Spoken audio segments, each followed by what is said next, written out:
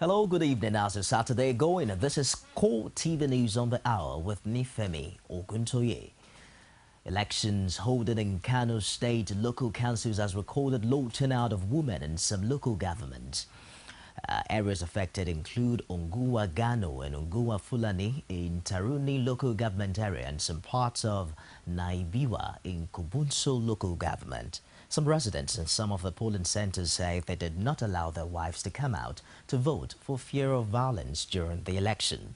The information officer Gwale local government area Amina Dankadai confirmed the low turnout of women in polling units across the area. The election into the 44 local councils in the state has taken place amidst tight security. Top officials of the United States Defense Department, Pentagon, rose from a meeting with the American Senate, taking a position that the Nigerian soldiers are too weak and reluctant to engage terrorists. Testifying before the Senate Foreign Relations Committee, Pentagon's Principal Director for African Affairs, Alice Friend, says the U.S. military operations is delayed owing to lack of proper coordination. According to Friend, some units of Nigerian army are involved in troubling atrocities during operations against Boko Haram. Ali's Friend also says the Nigerian military has the same challenges with corruption like every other institution in the Nigeria system, and adding that much of funding that goes to the Nigerian military is skimmed off the top. The U.S. Air Force Chief of Staff Mark Welch says now Nigerian military force is evidently afraid to engage insurgents. He says Nigeria presents a military force that lacks capacity to rescue the girls, even with foreign support. The size of the Sambisa forest is also believed to make the search for the girls difficult. He says the forest is roughly the size of West Virginia and local cooperation is essential to get a well-coordinated search. The presidency has denied that President Goodluck Jonathan planned to visit Chibok in Borno State. The spokesman, Ruben Abati, said in a statement issued at about 1 p.m. local time that such trip was fixed for yesterday. There are speculations, however, that an unfavorable security report stopped the president from visiting the town where hundreds of schoolgirls were abducted. But Abati insisted that it's not possible to cancel a non-existent trip. He revealed the president is expected in France for a meeting with Chad, Niger, and Cameroon on the best way to deal with the Boko Haram insurgency. In a related issue, President of the Christian Association of Nigeria, Ayo Rishajafo, has called on the federal government to impose full-scale emergency rule in the northeast states of Adamawa, Borno, and Yobe, where activities of Boko Haram Islamic sect have been on the increase. According to him, the federal government has been given the state soft landing with emergency rules saying a full military operation without civilians would restore normalcy to the northeast. Speaking to journalists at a special prayer in Abuja for the protection and safe arrival of the over 230 abducted female students of Government Secondary School, Chibok, he stated that the existence of the governors of 3 states side by side with the military operation had not produced the desired result. The Khan president states that the extension of emergency rule in the 3 states would be justified, insisting that without the military operations, the dreaded sect would have taken over government in the affected states. He cited the example of Borno State, where prior to the declaration of the emergency rule, insurgents had carved out a greater percentage of the state for their own rule. To effectively prosecute the war on terror, the Nigerian army has been advised to create a special force to tackle insurgency in the country. A retired colonel of the Nigerian army, Adetunji Ajayi, says fighting terrorism requires additional strategies that is beyond weaponry. Oluwaseyi Adegoke has more in this report presented from our studios. Recently, the fight against insurgency in Nigeria took a worrisome dimension when soldiers attached to the 7th Infantry Division of the Nigerian Army in Maiduguri went on shooting rampage to protest what they term sabotage of their strategies, which is claiming daily casualties. The enraged soldiers went wild when 10 of them lost their lives to insurgents' ambush. They shot at everything in sight, including their general officer commanding. In a similar vein, the United States Director for African Affairs at the U.S. Defense Department, Alice Friend, says its security forces had been slow to adapt with new strategies and new tactics in Nigeria owing to lack of proper coordination. She also says the U.S. was unable to offer immediate aid to Nigeria's military because of troubling atrocities perpetrated by some Nigerian army units during operations against Boko Haram, describing the soldiers as an extremely challenging partner to work with. This retired military colonel believes that a completely new approach should be introduced to fighting terrorism in Nigeria. It's not that Nigerian military has no capacity to fight this operation, but the point is we need to adopt unusual. By now, we should have had special forces who will be looking for no other person than Shekau. I go and grab it. He admonished Nigerian political class to close ranks to fight insurgency and desist from using terror attack to blame opponents. I personally believe that the political office holders are paying protection fees to Boko Haram. They are one of the sources of their funding. Otherwise, have you ever had them attack a commissioner? Have you ever had them attack a chairman of a council? Unless that chairman is a complete fan, anyway. Have you ever had them attack any person of substance? They are paying protection money now. So if the government declares total state of emergency, no money comes to that place, they will come to their knees within 3 months. If no money comes to that place. The nation continue in the search for permanent solution to the incessant insurgent attacks on Nigeria. Mixed reactions continue to trail President Jonathan's request to the National Assembly, asking to extend state of emergency in 3 northeast states of Yobe, Adamawa and Borno, where terror attacks arrive. Friend Ezekiel, a legal practitioner, believes that the state of emergency have prevented a full-scale insurgent attacks in the northeast states. He made this disclosure while participating in our flagship morning program, Core Digest. Tommy Ojo has more in this report presented from our studios. The upper chamber of the National Assembly was thrown into confusion during the week when it was decided to consider President Jonathan's request to have the state of emergency in 3 northeast states of Adamawa, Yobe and Borno extended. Senators from the north were of the opinion that the state of emergency declaration has not improved security situation in the region in the last 1 year that it has been in operation. On the other hand, their counterparts from the south argued that the state of emergency has prevented a full-scale destruction of lives and property in the region. Their position seems to be strengthened by this lawyer who says that a state of emergency in the northeast is necessary to guarantee security. He stressed that the emergency declaration should have been on a full scale. It has not been very effective as we expect. But what would have happened if there was no emergency rule? My only worry and where I blame the federal government is this half-hearted emergency rule that is in place. Emergency rule that has the toga of politics runs foul of military system. Because what we expected and what we say advocate is that there should be a full-blown emergency rule. When there is full-blown emergency rule, the governor should not be in the government house talking. He will be in his house. In his opinion, President Jonathan's 2015 political ambition stands in the way of proper reasoning. Politics. 2015. Who does not know? You want it to come from my mouth? 2015.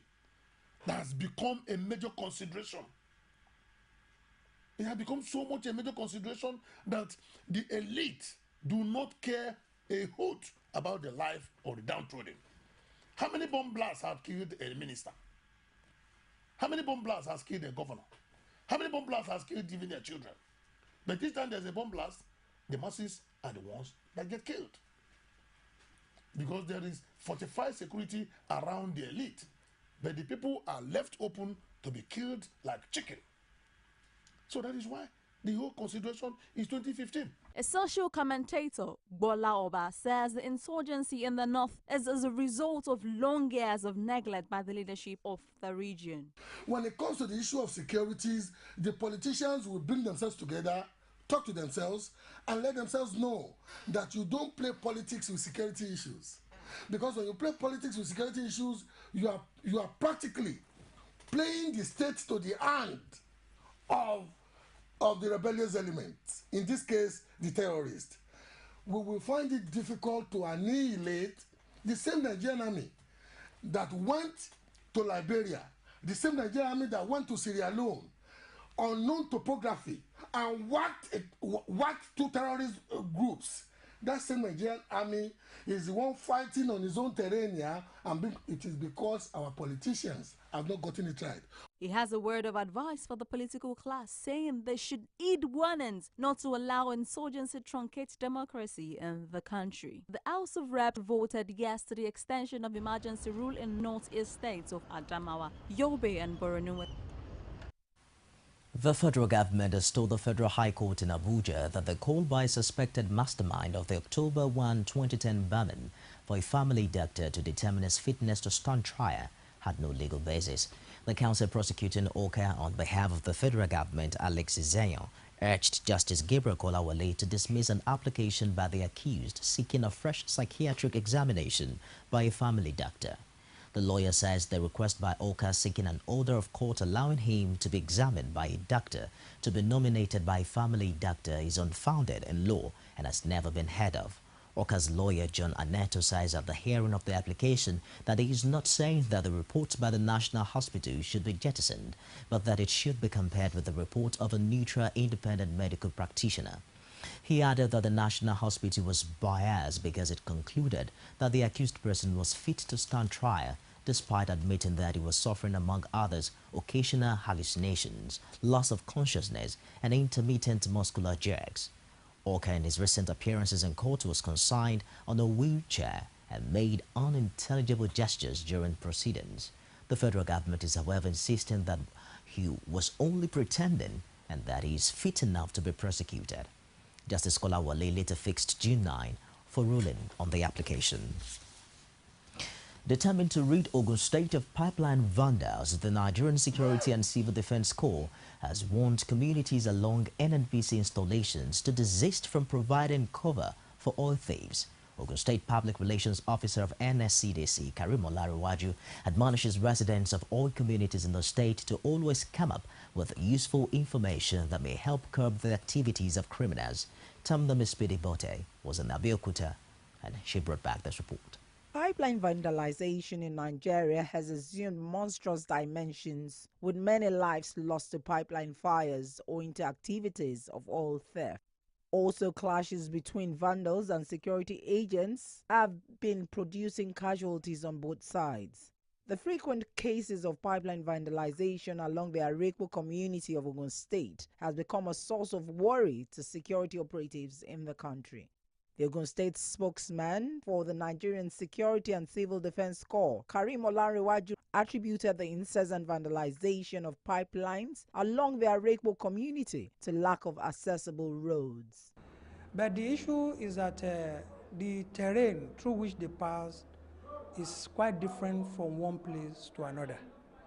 For instance, when you talk of Arekpo, the terrain of Arekpo is quite different to the terrain that we are having around Fidiwo here. He stressed that provision of employment for the youth in the area would also assist in curbing the menace of pipeline vandalism. In some cases, we also discover that those people that are employed by NNPC or even the local people themselves, talking of the KBSC, Bale, and so on and so forth, that were employed through the NNPC to safeguard this pipeline, those who are indigent. In some cases, we see them collaborating with the real funder. You see, when you also look at this, a situation whereby there are so many people that doesn't have a means of livelihood. So, if they see somebody who can, without stress, part with 5,000, 10,000, 20,000, as the case may be, of course, they will want to render the service. He emphasized that the Corps encourages community policing by residents to complement the efforts of the Corps in fighting vandals. The Nigerian Security and Civil Defense Corps clarion call is for all to join in to fight saboteurs with the Nigerian economy. It is the desire of all well-meaning Nigerians that a lasting solution is found to the incessant vandalization of pipelines in the country. Tam name is Speedy Bote. Core TV News, Abeokuta. The Independent National Electoral Commission has inaugurated a National Interagency Advisory Committee on Voter Education and Publicity to provide effective strategies for voter education. While inaugurating the committee, INEC Chairman Atahiru Jega says the committee would provide a platform for proper coordination and synergy in enlightening Nigerians on the electoral process. He said there is need to boost voter education nationwide as the Commission prepares for the 2015 general elections. Jega says that voter education is important to considerably reduce, if not completely eliminate, ignorance of electoral matters and process in order to ensure participation by all qualified citizens. The committee will be headed by INEC Information and Publicity Committee at the national level. The Federal High Court sitting in Ado-Ekiti has struck out the case filed in by the Obafemi Adedayo faction of the Ekiti State Labour Party to declare the current executive as illegal. Rashid has more on this report and is presented from our studio. The internal wrangling for the leadership of Labour Party in the state was said to have stemmed from the arrival of BB coalition led by Okpeyemi Bamidele, triggering a change in leadership. Some party executives went to court asking that the court declares the Congress that produced the current executive null and void, and also declare the Obafemi Adedayo faction as the authentic executives. But the case was struck out. The court says it is a political matter which should be resolved within the party. We are highly disappointed. It's like we don't know what has actually happened, but we know that is not the judgment the judge should have delivered.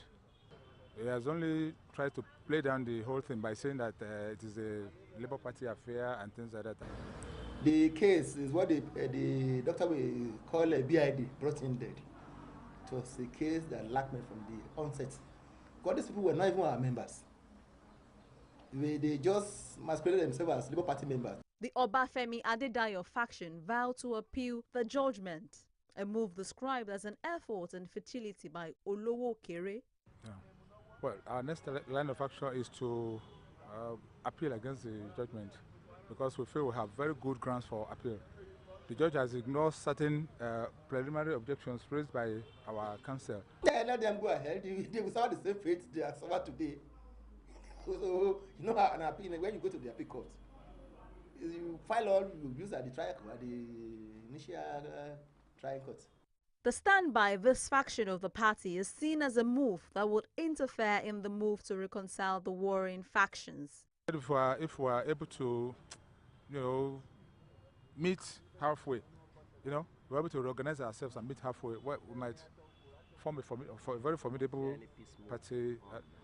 On their part, no, not yet. They have not been making any moves at all. And so we're waiting. Party politics, we welcome everybody. Even if they belong to APC, they want to come back to Labour Party, we want them. Because party politics is a game of number. So if they want to join Labour Party today, they are free, let them come. Some say that the internal fight experienced in the party will affect its chances in the forthcoming governorship election. If we're able to resolve the issues between us and, we're able to reorganize ourselves, well, the Labour Party has the brightest of all chances of winning the election. We have built our house on a very solid rock and we are winning the election. All the effort made by APC to truncate and to destabilize us had failed because we are focused. Ekiti State has seen so many political disagreements and crises ranging from inter-party and intra-party crises. This has called for the need to promote peace as the June governorship election draws close. In Lagos State, the Commissioner for Transport has called on residents to stop boarding private taxis with other colors except yellow. He says the proper use of regulated transport system is one of the ways to reduce kidnapping. Olajumoke Olatunji has details. The Ministry of Transport says it has achieved successes in providing an efficient transport system in the state. The establishment of Lagos Ferry Services Company, Lagos Taxi Modem Scheme are some of the achievements the Commissioner enumerated. The ministry says it also graduated some students from the School of Transport. Lagos came up with a transportation policy that set from the onset the provision of a safe, reliable, efficient, integrated multimodal transportation system for sustainable economic growth with a lot of input from the private sector. Because of the slow pace of investment in the water sector, even though there are a lot of investment, the state government have also established a new company called the Lagos Ferry Services Company. And they have launched with 2 catamarans that can take 54 people at a time on our waterways, and they are currently running on the Oworoshoki-Falomo route, and they will soon start running the Ikorodu-Elegbata route.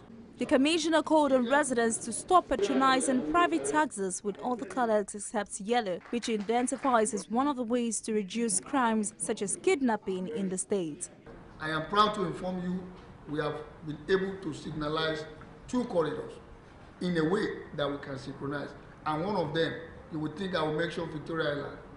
Fortunately, it's Agege Motor Road and Lagos-Abeokuta Expressway. Your Excellency will soon flag off the Lagos modern taxi system.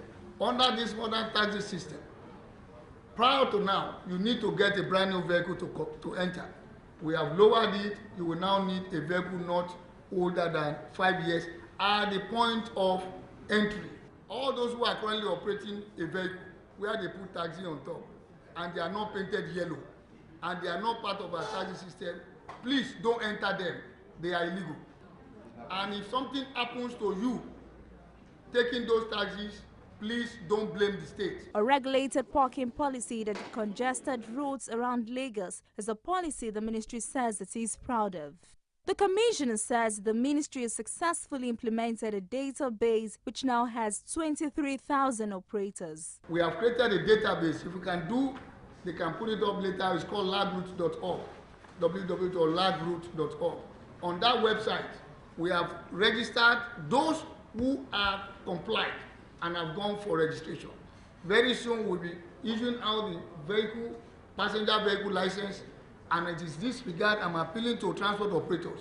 If you are not on that database, you are not qualified to drive as a driver, to operate as a conductor, or to operate as the owner of a vehicle on Lagos roads. As one of the key indicators in this administration, so much success has been recorded in this ministry with the continuation of the state government's objective of providing good transportation system for the residents of Lagos. Olajumoke Olatunji, Core TV News, Lagos.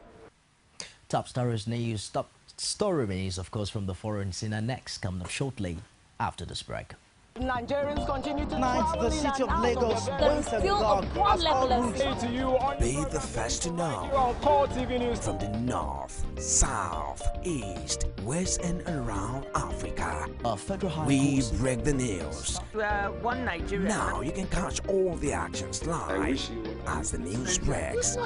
We are Core TV News. Welcome to Core TV. 24-hour news station.